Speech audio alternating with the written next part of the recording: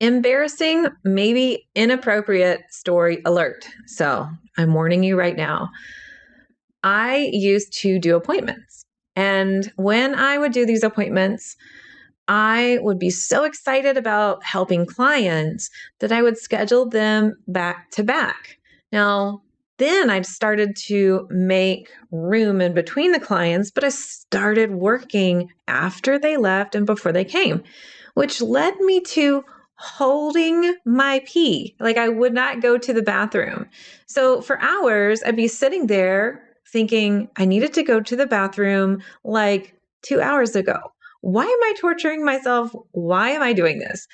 If you can relate to putting yourself on the back burner like that, listen up. In this episode, Denise Duffield-Thomas and I are talking about things that block you from really moving forward in your purpose and living your life in abundance. We're going to be talking about money blocks, how she really utilized her intuition to get to this place of a self-made millionaire and helping others throughout the world through her books and her courses. Of course, we're going to be talking about why me not peeing ties into blocks to your abundance too. So all that and more in the episode coming right up.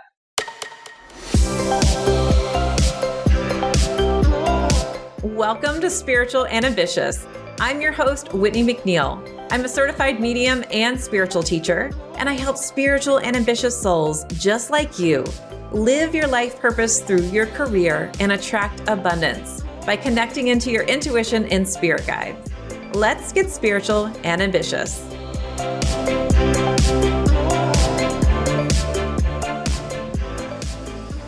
So on this episode of the Spiritual and Ambitious podcast, I have a guest. It's Denise Duffield-Thomas, and she's a self-made millionaire and business and money mentor for the new wave of online entrepreneurs who want to make money and change the world. She helps entrepreneurs charge premium prices and release the fear of money and create first-class lives. Her books, Lucky Bitch, Get Rich, Lucky Bitch, and Chill and Prosper give a fresh and funny roadmap to living a life of abundance without burnout. Her Money Bootcamp has helped over 8,000 students from all around the world, including me. And I'm so happy to have her here on the podcast sharing tips about abundance and money. So welcome to the podcast, Denise. I'm so happy you're here. Well, it's a pleasure. Thank you so much, Whitney. I'm so excited about our conversation. I know we can go into some really fun and interesting spaces. Oh, absolutely. And so one of the questions I want to start out with, because we talk a lot about ambition and spirituality on this podcast, what does it mean for you to be spiritual and ambitious? What is that really, how does that look in your life?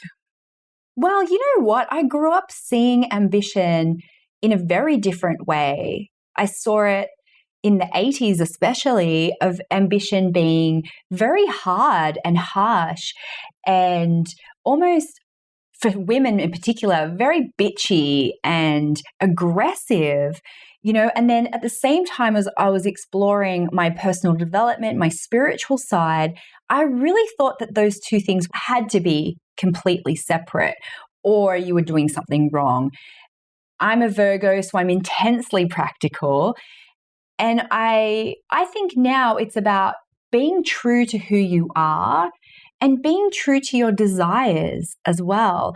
And then using money as a tool to do that. Money not as an evil force or something outside of ourselves, but using it as a beautiful tool, a magical tool to be able to create our dreams and create what we want to see in the world. A magical manifesting tool, really. You know, that's an exploration for each and every one of us. I love that answer. I truly believe that too, that money is a tool and can help us in our purpose as we're moving forward and really helping us live the most abundant lives possible. And so I know that you really help entrepreneurs with opening up to receive more abundance and also removing any money blocks. But how did you get started teaching this? Tell us a little bit about your journey. Well, I was the kid who was always regurgitating wisdom that I'd read in a book or something that I'd seen on Oprah. And so even as a little kid, I remember wanting to be a teacher, not as a school teacher, but wanting to be able to share things. We once moved into this house that had a blackboard in my bedroom. I don't know why. It was really random. And I remember sitting down with my brother and my cousin and saying, we're going to play schools. And they were like, yeah, let's play. And they were trying to be really funny. And I was like, no, seriously, I prepared handouts. Like, sit down and listen to me. And I was like that as a teenager as well. I'd be like, okay, let's sit down and do this thing that I saw on Oprah where we write down what we're grateful for. And so when I was at university, I was president of my business club. And then I went into, a few different consulting kind of fields. But I would say in my 20s, I didn't know how to make that into a job because to me, I didn't see it. I didn't know how you could do that as a particular career. And it wasn't until later that I realized that, I could be a coach. So I became a coach, then I became a business coach. And the money stuff started to come as a really strong calling. I really felt it as a strong calling. And I firmly rejected it for a long time because it scared me. I thought I'm not allowed to talk about money. I'm not good with numbers. So therefore, I'm not allowed to talk about money. I'm a woman, and so I'm not allowed to talk about money. There are a lot of ingrained fears around that. I thought, well, maybe I have to go back to school and become an accountant. Then I'm allowed to talk about money. But unfortunately, I am that kind of person. Well, fortunately, I'm an oversharer. I love talking about taboo topics. So I sort of made a bargain with the universe. I said, I will talk about money, but it has to be on my terms, in my voice, and you have to send people to me, and then I'll talk about money. And it was really, that was the start of just saying, we're allowed to talk about this, just like we're allowed to talk about anything. And I've been teaching Money Bootcamp for 10 years now, and I come at it from a real place of curiosity, as you know, right? Every month we talk about a topic and how it relates to our money and see where we go with it. And I love people sharing their money stories with me because we can all learn from that and being curious about the role that we think money has to play in our lives. I think that this is really going to hit home with our listeners. So many people who want to start their own business can feel like they can't because they're not good enough or they don't have the qualifications or they can't talk about it, especially too in the spiritual market. For me, I started my business talking to spirits and it was like, that was a taboo topic. And then you realize, well, wait a minute, why is this taboo? Let's talk about it. Let's shine light on it. Let's open it up. And I'm really happy that your journey has led you to this place so that you can also turn on the light for so many other people too, which is really important. And so my question, because I talk a lot on this podcast about life purpose, do you feel that this is your life purpose? And if not, what do you feel like your purpose is? I do feel like it's my life purpose. Whether or not that means that I'm talking about money forever, that might change, but I feel like my life purpose is just to be here to give people permission to live life on their terms and to use money as a tool again. But I really want to just say something you just said. It just really opened my mind. I have so many friends who work in the spiritual field. So I have a ton of friends who are psychic mediums or they're ghost whisperers, or they work in all these fields where that terrifies me. Like, I'm always the person who's like, I do not want that. I do not want that ability. I can smell ghosts, but I'm always like, I don't want to talk to you. And it's funny that I have so many courageous friends in so many fields who are not afraid to deliver babies or to, heal people or do all these things, but yet money is terrifying to us. And I think we need to realize that we are so strong in so many ways. And money is just one thing that we're allowed to talk about in our lives. And we're allowed to understand it just like anything else. And I truly believe it's centuries of oppression where women were not allowed to have money, even up to our grandmothers weren't allowed to have their own mortgage, their own credit card. So it's new and it is taboo. But think of all the other places in your life where you're courageous and it's not beyond you to be able to use this tool. Oh, absolutely. I love that insight.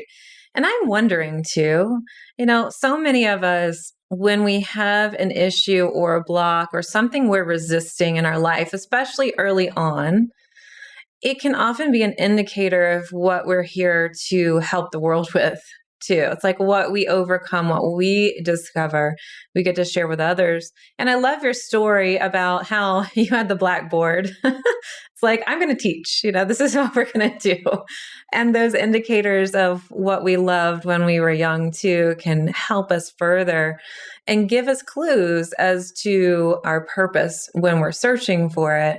I love the courageousness, and it is true. Unfortunately, women have been cut off from money for years. And I love that our lights are turning on even more about abundance and how we can help the world with money too, and also create an abundant life for ourselves. So I wanted to ask you, you started this journey, and how did you first decide, I'm going to do this as a business? And what was the first thing that you did? Well, I always wanted to have my own business. So that was a given. It's just I couldn't figure out what it was, how could I help people? So I remember when I was in my 20s, I kept on going to these business events and I'd be the only woman in the room. I was younger than most of the people there. And so I was just like, I just got all these signs that it wasn't for me.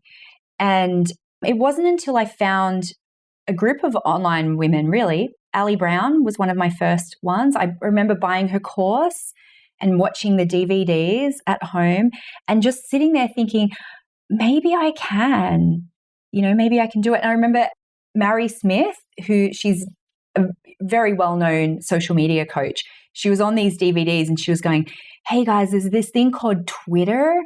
And it's, you have to get on Twitter. And I remember just like going, I have to get on Twitter. And so I had that seed, but I think what shifted for me was when I was watching other women do it. And I think this is so key for all of us because we all have our own stories about why we're not allowed to have what we want. And so if you can follow people, if you can buy courses, read books, get in rooms with people who look like you, that's going to strengthen your belief of what's possible. And that's why it's amazing that there's this explosion of podcasts and courses and female entrepreneurs because it spreads. It has a ripple effect when someone else can go, wow, that person's like me, maybe I can do it as well. So that was really my first kind of inroads, I think, is, I'd buy a course and I would just implement what they would tell me. I wrote my first ebook in 2004. That was my first info product. It was called Internet Dating Tips for Men because internet dating was new. It was really new. People sucked at it. And I just went, I can see a solution. I'll teach a solution. Then I lost weight for my wedding going on a raw food diet. So I was like, that's my business. So I had a business called Raw Brides. Raw Brides. And and people hear it, they go, the reason why I said it so carefully is because people go, Raw Brides? What? Raw Brides? What are you talking about? And again, it was just me learning something, teaching something. It wasn't my business. It wasn't my long-term business. I wrote a book on how to create a green and ethical wedding because I was doing it. And I find that I see that sometimes with women, they start a business for a season of their life and it doesn't have longevity, but that's okay. The fact that I backed myself and did it meant that the next book was easier to write. The next book was easier to write, even though it wasn't my purpose. I created my first coaching program in 2009. It was the Raw Brides Transformation Plan. Had no qualifications in nutrition or anything like that. I just wanted to share what I did. I had one person join that program and I was so thrilled. I felt like a success story. It wasn't my business forever, but the first time you do something, you know what this is like. The first time you write a sales page, it's the hardest thing in the world. The first time you create a program, there's so many tech problems. You have to overcome all that resistance and fear. And then it wasn't my business, but the next time was easier. My next program was about manifesting. I had 5 people on that program.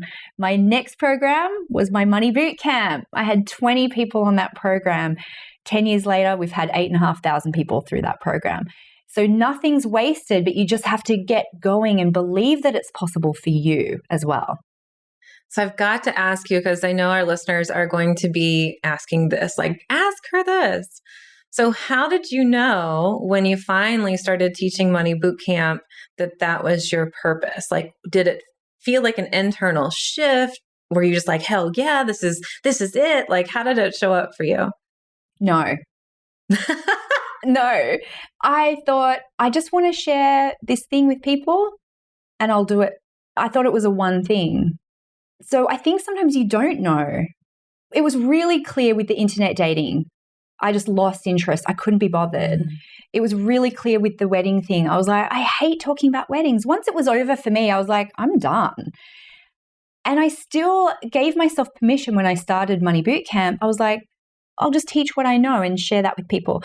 And then 10 years on, I'm still so curious about this. I'm still finding new nuances every single day. Even just before we got on this, when you said about the spiritual thing, I went, oh my God, that thing about you're not scared to see and talk to spirits?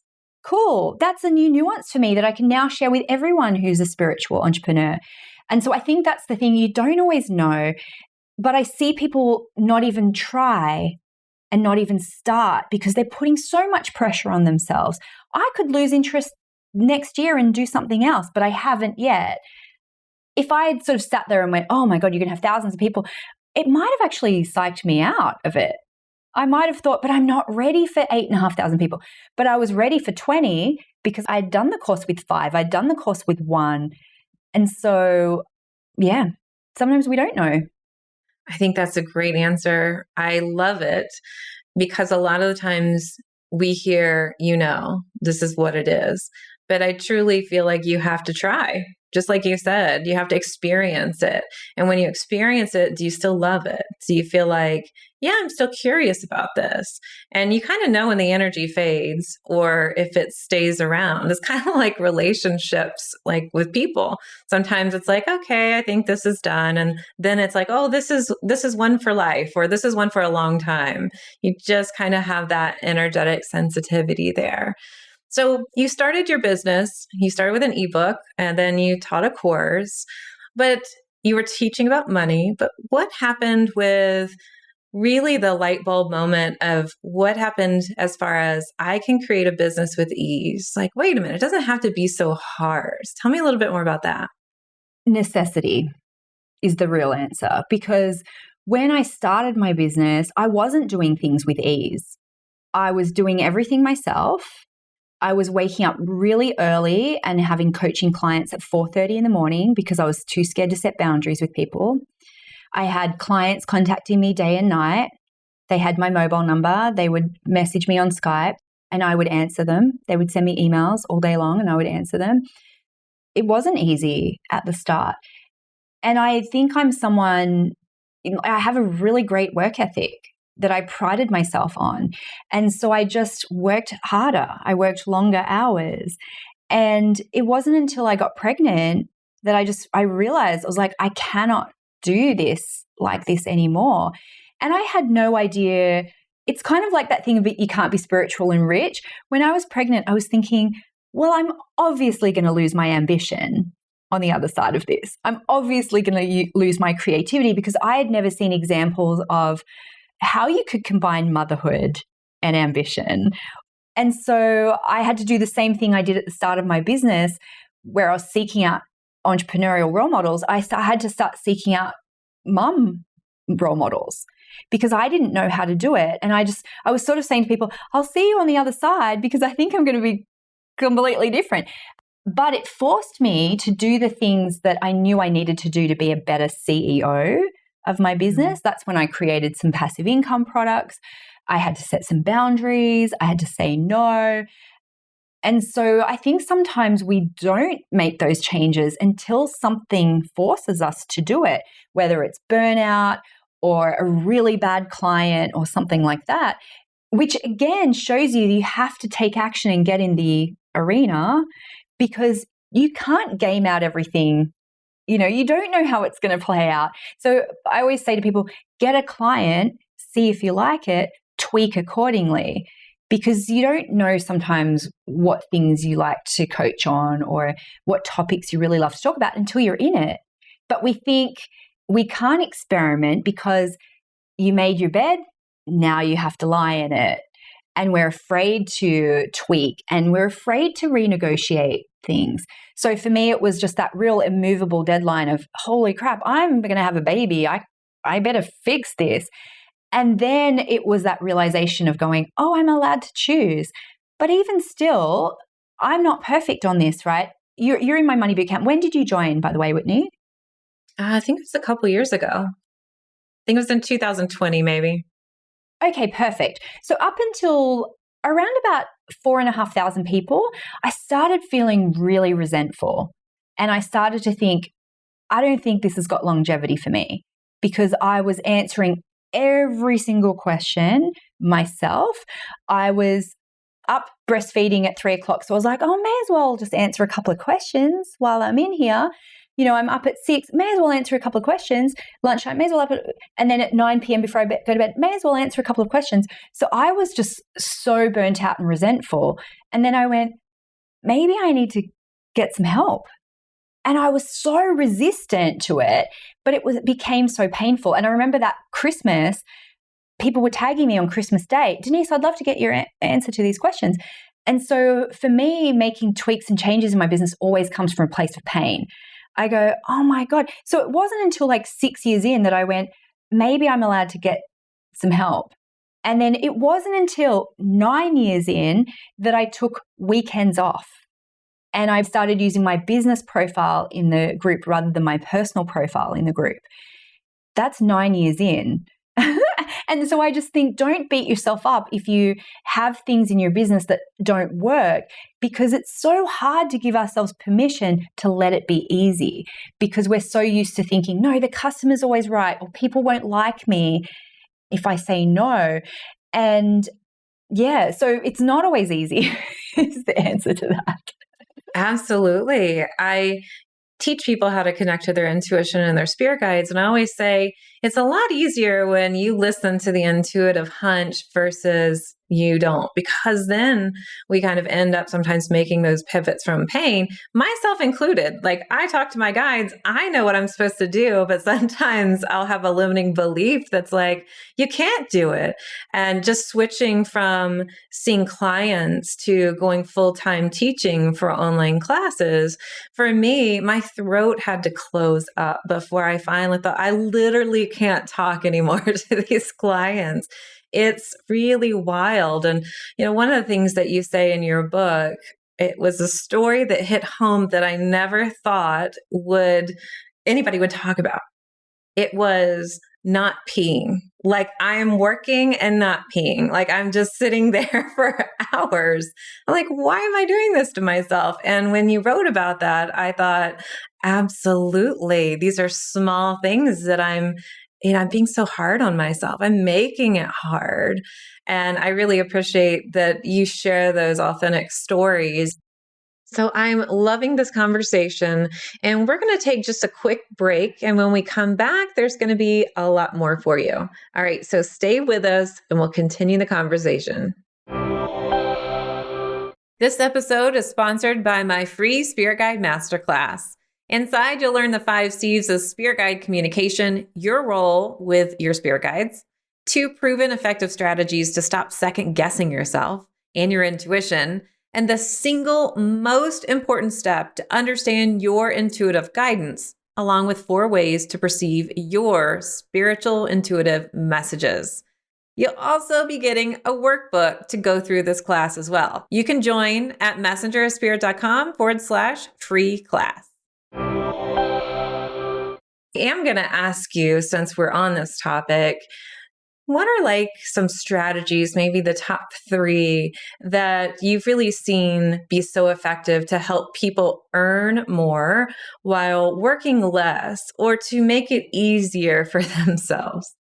Okay, well, this is about P, so this is perfect because this is a great example of the fact that we can overwork ourselves, and so that whole thing about having sessions back to back and saying yes to everything. So I was in the shower this morning, my hubby comes in and I said, can you just look at my calendar, tell me what my first appointment is for today? Because I've got 4 podcast interviews today.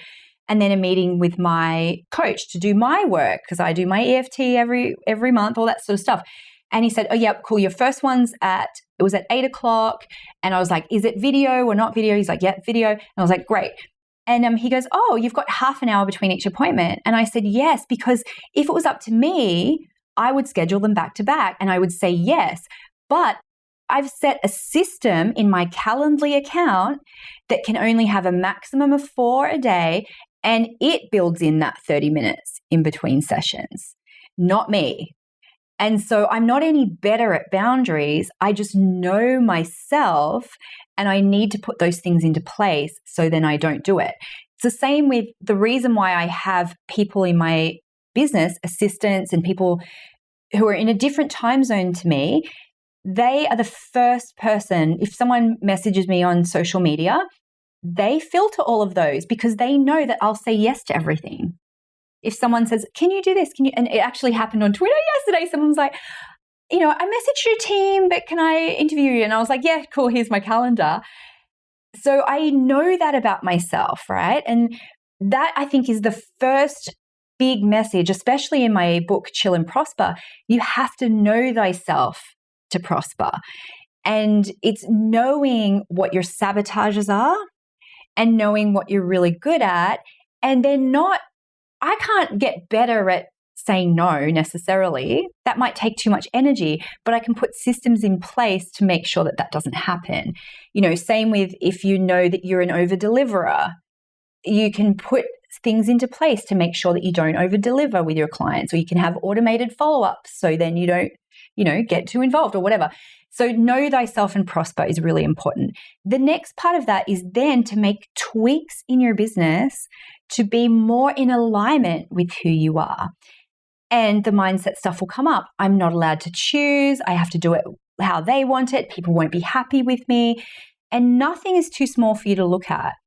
What's been great about the pandemic, obviously it's been terrible in lots of ways, but what's been great is that a lot of people realized that they could pivot their business.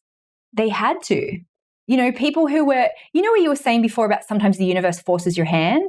Yes. Imagine how many people in your community were like, but I have to do my astrology readings face to face. I have to do my kinesiology sessions face to face. No, you don't. Exactly. You do not. And we all have stories around that. And there's an example I use in the book a lot about how I had an astrology reading with somebody and I only just checked before I was getting on. I went, oh, it's not video. It's not audio. It's Skype chat. Wow. That's interesting. Yes. Isn't it interesting? I think really fast and I type really fast. And I am assuming she was a woman because I never saw her, I never heard her. I'm assuming that's why she chose that. And I was thinking, I wonder if she went through this gymnastics of people are not going to like it. People want to connect with me in person. People want, they need that. Whereas for me, I was like, that was one of the best sessions I ever had. And because it showed me that we can choose how we deliver our business, how we work with clients, how we show up. We can choose our prices. We can choose because we now live in a world where our only clients don't have to be geographically in our own town. We have the whole world open to us. So you're allowed to choose because you'll always find someone that will be a perfect match to, is the really important thing. And then the third thing I think is so important is the constant mindset shift of why not me? Why not me? And you were saying your guides are telling you to do this, but your limiting beliefs are saying, I can't. And so much of this work is not the logistics that we think it is. People will say, I don't know how to write a book. And I go, honey, you can buy a course or you can get it all free online. What you have to deal with is that throat chakra stuff that tells you if I speak up, I'm going to get burnt at the stake and something bad is going to happen. That's the mindset shift. When you work on that, everything else is just logistics and we're more than capable of anything, even if you have to, learn to do a website by yourself, which is how most of us got started, right? There was no drag and drop websites. Oh, yeah. We had to do it, ugh.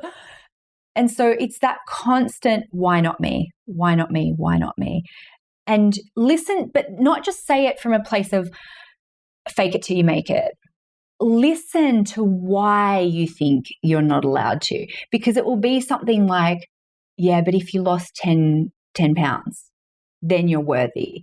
And you want to hear all of these conditions that you're putting on your success of going, yeah, but maybe if you changed your accent, maybe if you did this, maybe if you did this. And when I started my business, I literally researched elocution lessons because I thought, oh, people aren't going to understand my accent. I don't talk fancy enough. And it was a procrastination tactic. It was a delay tactic. And I see this from people all the time. I'll do photos, but when I lose weight, or I'll do this when my kids are at school. I'll get more childcare when my business starts making money. I'll, when the stars align, and especially in your community, people are like, Mercury's in retrograde, I can't do it. Or I'll wait till the full moon, or I'll wait till it feels right, because we're so used to, if you're working with your intuition, but sometimes we can't trust that because it's our limiting belief clouding that. Anytime I've launched in Mercury retrograde so many times because I forget to look at the dates ahead of time. It's fine. It's fine for me. And I think the day you do it is your lucky day. We can get very caught up in magical thinking, which I would love to hear. I'm sure there's so many examples in your community where people go, it doesn't feel right yet. And you go, it's never going to feel 100% right. Sometimes you have to just do it. Yes, definitely. I think that that's a really great point.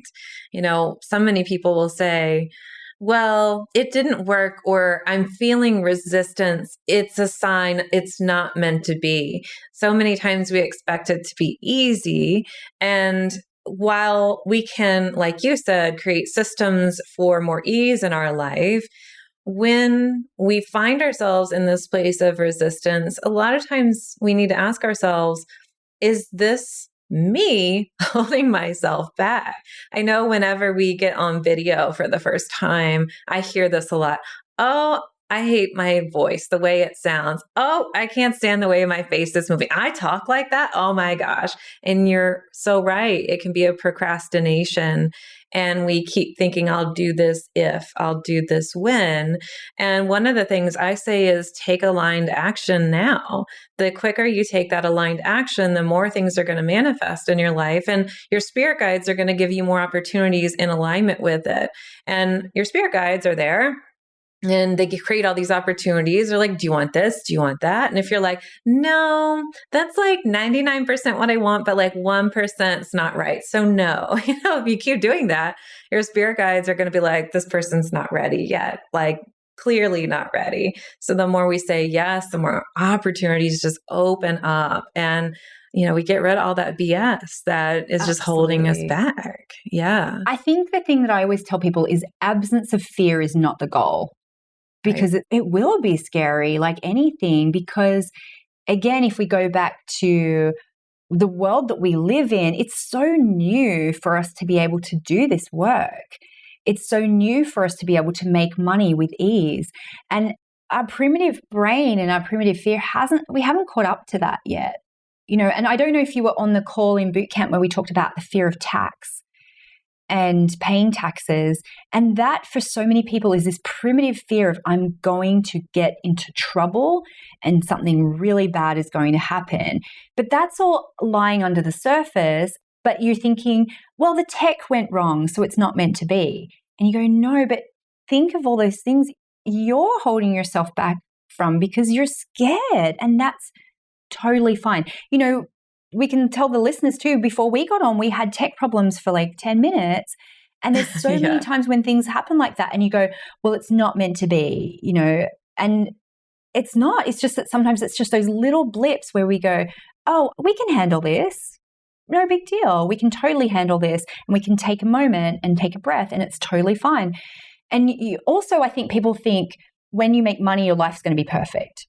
And it's not. things will still happen and you'll still be the same person. So then therefore you are that person now who can create that money because you're not going to get better. That's a great aha.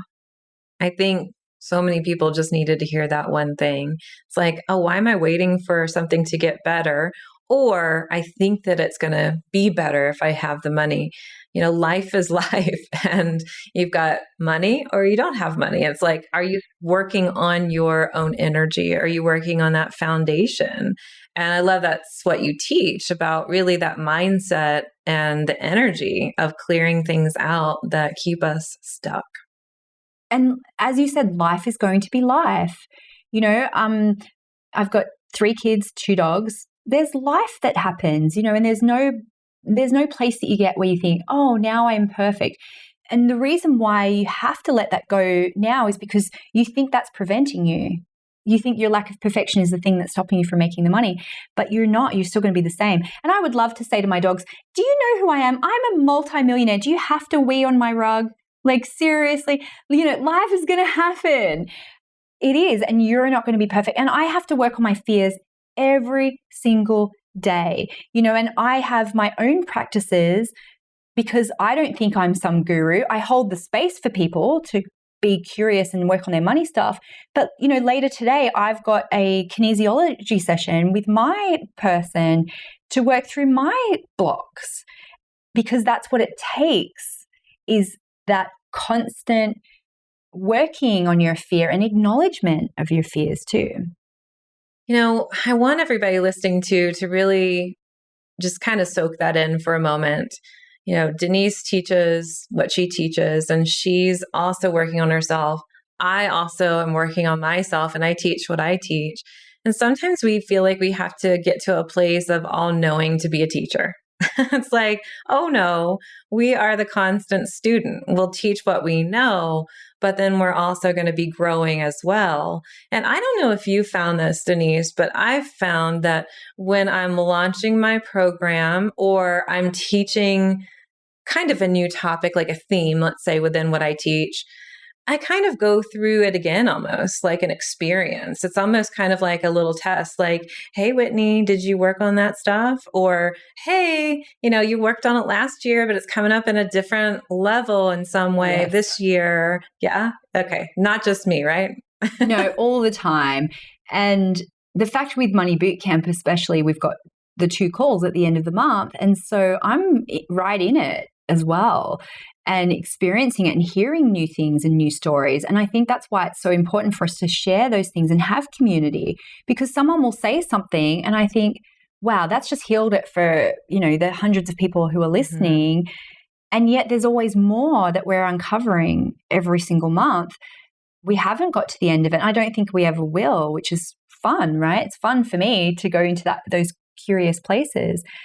But it's that thing again of feeling like we have to be perfect to be worthy of anything. Oh, absolutely. I think that that's definitely a core block a lot of our listeners are having, and I'm sure a lot of the boot campers do too.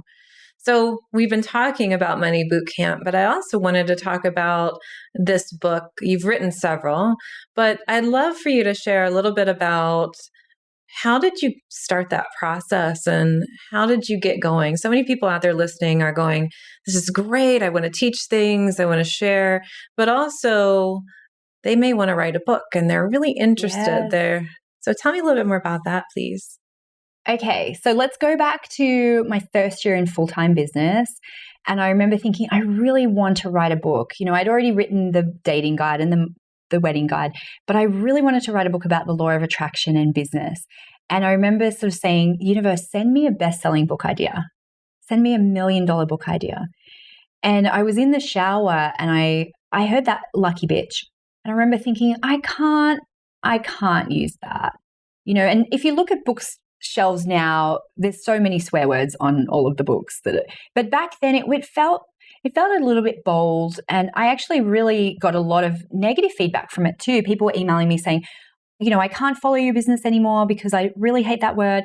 And it wasn't about, you know, being a bitch. It was because that's when my life started to change. And when I started to deliberately use the law of attraction to change my life, my friends were saying, oh, you're such a lucky bitch. And I'm going, no, actually, let me tell you the 50 things that I did to put myself in that stream of abundance, to practically kind of feel like I was deserving of it.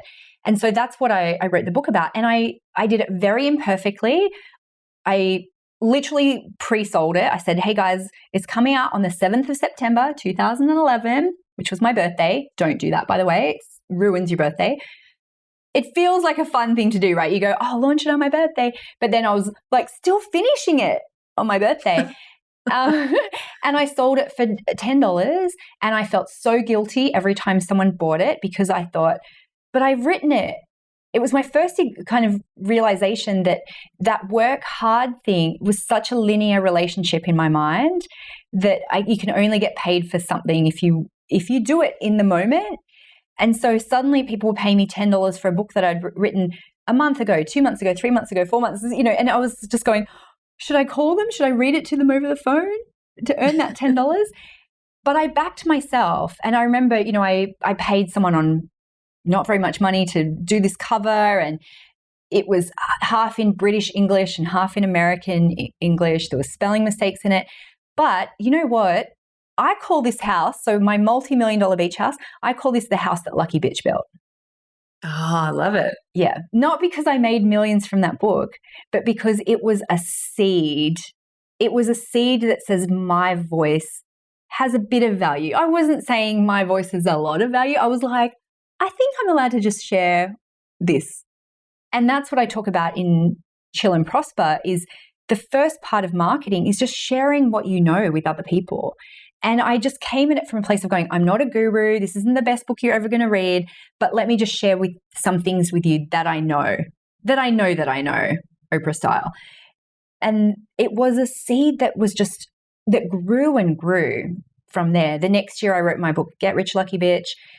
A couple of years later, Hay House bought both of those books and then did a third book with me, which was called Chillpreneur, which is the new edition's called Chill and Prosper. Very confusing. But it literally started from writing that first book when I had no audience, nothing, and I just thought I just have to share something. So I call this the house that Lucky Bitch built. I even call my farm the house that Lucky Bitch built. And that's where I keep the original copy of Lucky Bitch. That is so special. And what a great energy there. It's like the seed that's just blossomed and grown. All the flowers there too. It's just beautiful. Yes, I've got flowers. See, I've got flowers in my background here. But it's that audacity sometimes of choosing yourself, even though you're not ready. And I wasn't ready, but I know about myself. If I promise something, I'll deliver it. And that's why the pre-selling thing worked so well for me, because I knew that I would, just like at university when I stayed up all night and school to do an assignment, I knew that if I pre-sold it, it would happen. But if nobody else was involved and I had no other accountability, I'd probably still be writing that book. X many years later. Yeah. So sometimes you just have to just do it. And especially when it comes to books, there's every topic is being written about. Every topic. You take something like How to Get Your Baby to Sleep book. There's so many people who've written those kind of books, but there's always new mums who are trying to figure that out. And they want to hear it from someone who has been there rather than a book that's 30 years old or 10 years old, right? There's always going to be room for your experience. Even now, I was diagnosed last year with ADHD. So now I'm filtering a lot of my things going, hang on, do they understand ADHD? So now, if I buy a course and someone's like buying a marketing course, right? If someone's like, here's a marketing course for mums with ADHD, I'd be like, oh, that's for me. There's so much room for nuance, especially within the spiritual community now, because for a lot of the time, my friends in the spiritual community, we had to take courses and then filter them through our experiences instead of having things that were made for us. Or written for us. And so I spent all of my 20s reading business books written by men for men.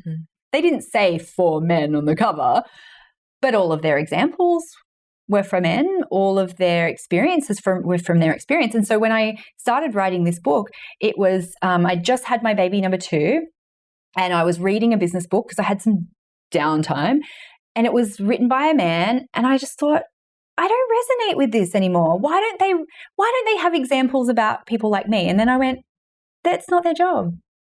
I can write a book from my experience. I can write the book that I would want to read. And I remember getting a review. It was like a 1-star review saying, I can't believe, all of her examples are for women. She should have written for women on the cover. Right. And I did that deliberately. And I stopped saying things like female entrepreneurs, female CEOs, because I went, I'm just going to center that experience for me and, people like me who want to be centered and not to be the exception. And I can't speak for queer entrepreneurs, and so I always say to people, cool, well, we can be inclusive, but you can write a book for your experiences and you can be the guru to the people who need to hear it from you too. So there's so many spaces for all of us, and we think we have to change ourselves, but someone just needs to see it and hear it from someone who looks and sounds exactly like you, or they will never hear it. And I don't pretend that, Whitney, I'm the best money mindset mentor in the world, but I know there are people in Money Bootcamp who wouldn't have done money mindset work, but there was just something that I said or something that I did that went, oh, maybe I can do this. Not because I'm special, because I said it, just because I showed up. That's literally it. Yeah, I think that this is wonderful to remind everybody, people need to hear your message. Each person listening, somebody out there needs to hear your message. And that's such a great example of, I wrote this from my perspective and who I can help. Because sometimes we just think in the spiritual world, even, oh, there's competition. There's too much competition out there. And it's really, I don't see it that way. I never see the competition. I see, I'm unique, you're unique. And because we're unique, we have this unique energy, and the people that are meant to find us will find us, as long as we're putting ourselves out there and not hiding under our desks. So knowing that the energy will attract the right person, just like you said, and turning the light on, right? Light will turn on another light, and the brighter we can shine, the easier it is to find and help other people too. So I heard you say you asked the universe to send you an idea and you got it in the shower, right? So we call those like shower moments, and water can amplify the energy. But I just am curious, how did that come in for you? Did it come in through a aha, like a knowing, a feeling? Did you see it? Did you hear it? How did it come in for you? I heard it. I have, as I said, a lot of friends who are very in tune with a lot of their intuitive abilities. I would say for me, it comes and goes, but there's been times where I've very clearly heard things. I was looking at a property around the corner from here, and I heard a very actual voice saying, get out. This is not your house. So I left the house. I came and stood in front of where we built, and which was for sale, but it was double what we were prepared. And I think that voice was telling me, get out, so go stand there. And I went, what about this one? So things like that happen occasionally to me. It happened actually when I was, when you were asking about purpose. I was living in London in my 20s. I was working in a big corporation, wearing a suit every day, feeling literally itchy. I would just get hives. And I was on my lunch break and I was going, what should I do with my life? And I walked into a bookstore, and the first thing I saw was a book called What Should I Do With My Life? And I picked it up. And I remember then the next week I was walking around going, but what? When is it going to happen for me? And I heard this voice saying, when you're 28. And I went, oh, okay. All right, cool. And so for me, it happens just in very pivotal moments, I think, in my life where I do hear something. But the other times I would find that it is a bit of a knowing, and there's a learning to trust that for me, because I have also done things that weren't right that I thought were right, And so I think sometimes we're looking for certainty. And sometimes when, obviously I got that voice going, when you're 28, and it was the voice was almost like, ugh. It was like very like, oh, come on. And I remember thinking, okay, that's fine. But sometimes we're asking and there's silence because we have to do the work. Those Oh, times when yeah. you're going, but just tell me the answer. And they go, it's up to you. And my daughter is 8 and she's so funny. She plays this game and she calls it Wisdom Willow. And you can ask her a question and it doesn't matter what you ask. She says one thing in return. And you start to laugh and then you start to cry because she does not break it at all. So, and she'll go, I'm Wisdom Willow, ask me a question. And I say, okay. And I'll just go, what should I do about this? And she goes, it's your choice. And I go, so okay. I go, okay. But should I do this or this? And she goes, it's your choice. And she will not break from this at all until you're literally crying because you just go, you're right. It is my choice.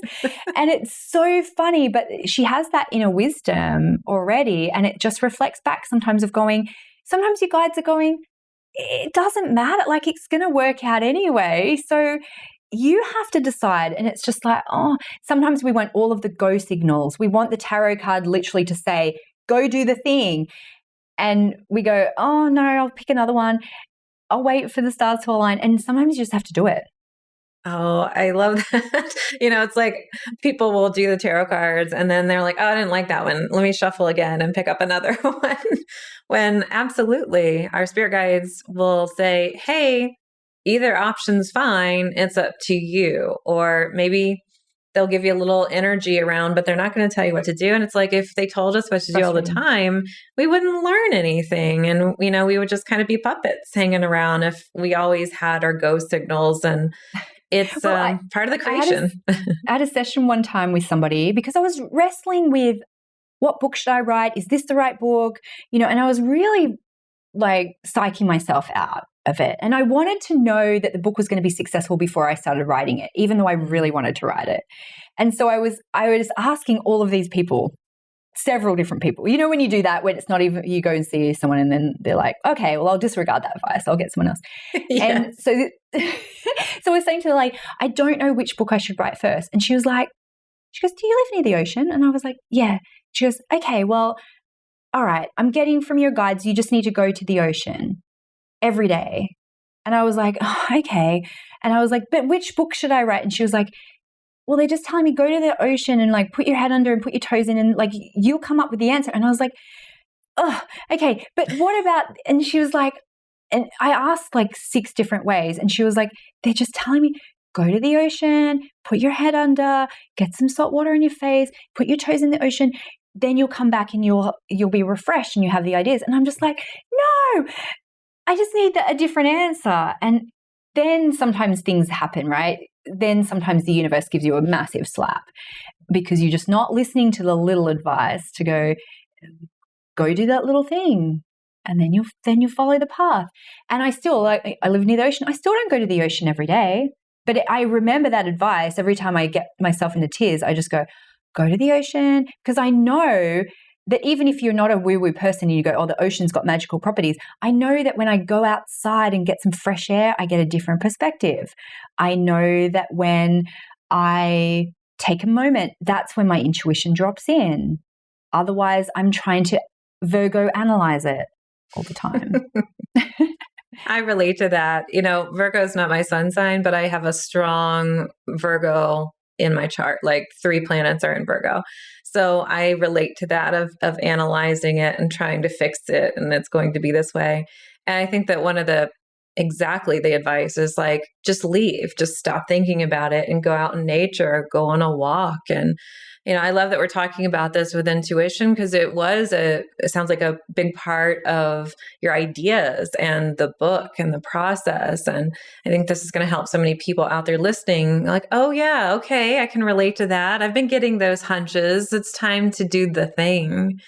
And I'm glad that you did write it. And I know that you have this new edition. So can you tell us a little bit about, you were saying Chillpreneur is now Chill and Prosper. Can you tell us a little bit about this new edition and when it's coming out? Yes. So I started writing Chillpreneur in 2017. And last year, my publisher, Hay House, sent me a message and said, the world has changed. We think we could update a few things in there to acknowledge that the world has changed. And also, I was getting emails from people saying, well, that's great, Denise, but it doesn't work for my industry because I'm special and I don't have to do mindset work.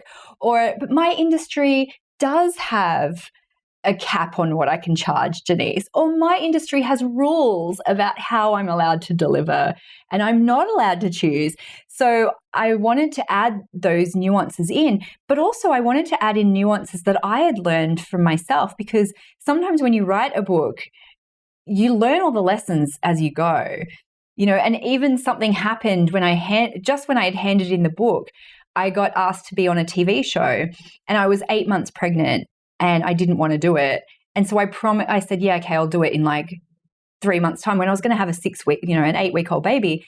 And I felt so guilty about it because I went, I've just handed in this book about making your life easier and I'm still doing stupid things in my business because I can't say no.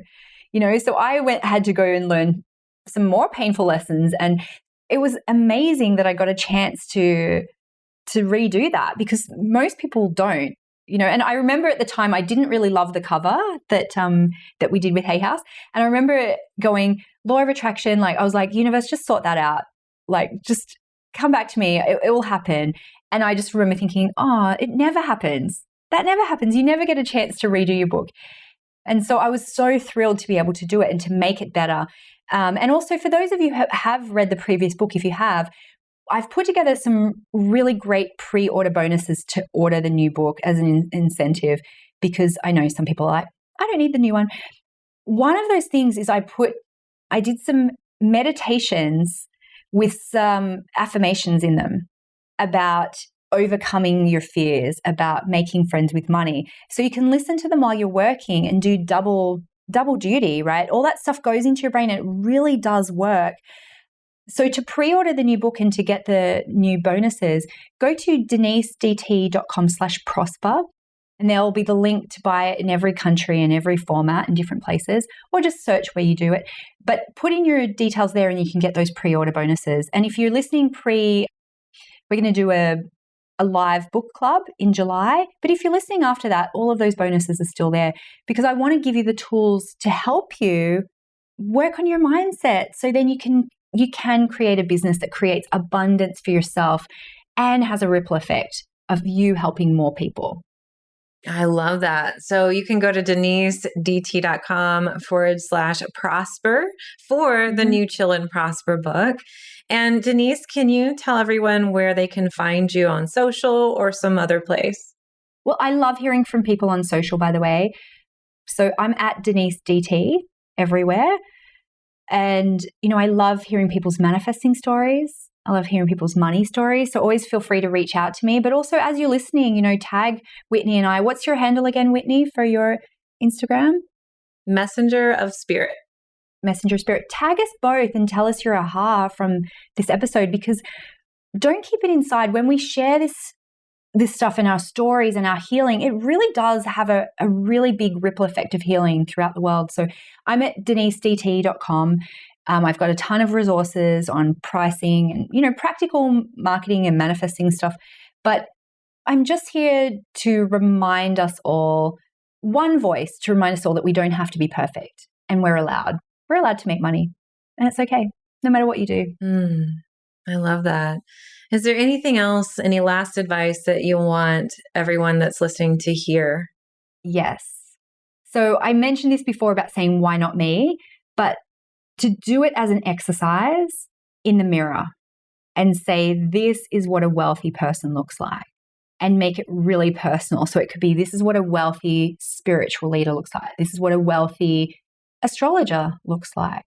Because the first 100 times you do it, it'll be like, no, it's not. No. And you'll discover all of those stories that you have about yourself. And then you acclimatize to it. And you do it when you first wake up in the morning and you look like hell, and you do it when you're looking really great. You do it all of those times because you want to be able to shift your brain to go, why not me? And when you do that, that's when you're more likely to say yes to opportunities, have that little bit of courage to press publish on something. Just those little tiny moments where you go, maybe I can. And it's those sliding door moments sometimes, right? That you just go, wow, it's opened up this whole thing because you've said, why not me? So you can do that exercise every day. I also recommend, if you're not good at remembering, write it on a Post-it note, stick it on your mirror, write it on your mirror in whiteboard marker, because then you'll see it and you'll go, maybe I can. Maybe I can. So anyone can do that right now. You can go and do it straight away, put it somewhere, write it down, find a mirror, and this is what a wealthy healer looks like. This is what a wealthy woman looks like, and see what comes up. Such a good tip. Well, thank you so much for being on this episode, Denise. And I know that there's going to be so many aha moments as people read your book and take your courses. And again, thank you so much for shining your light and sharing your knowledge. Thanks, Whitney. Thanks, everyone. Whew, that was so good. Thanks for listening to the Spiritual and Ambitious podcast. We'll have all of Denise's information in our show notes. And I'd love to see you inside of my free Spirit Guide Masterclass. And we'll also link to that in the show notes too. We've been talking a lot about intuition, so I'll put some additional resources for you. And I will see you in the next episode. So until then, here's to staying spiritual and ambitious. Thanks so much for listening to this episode. And if you loved it, would you please share it with a friend? I would also love your review and a reminder to subscribe so you never miss an episode. You can find me at messengerofspirit.com, and you can take the 4 Intuitive Languages quiz and find show notes there too. If you want to connect on YouTube, Facebook, or Instagram, you can find me at Messenger of Spirit. If you want to continue the conversation, join my free Facebook group at messengerofspirit.com/group. I'll meet you right here next week. Here's to staying spiritual and ambitious.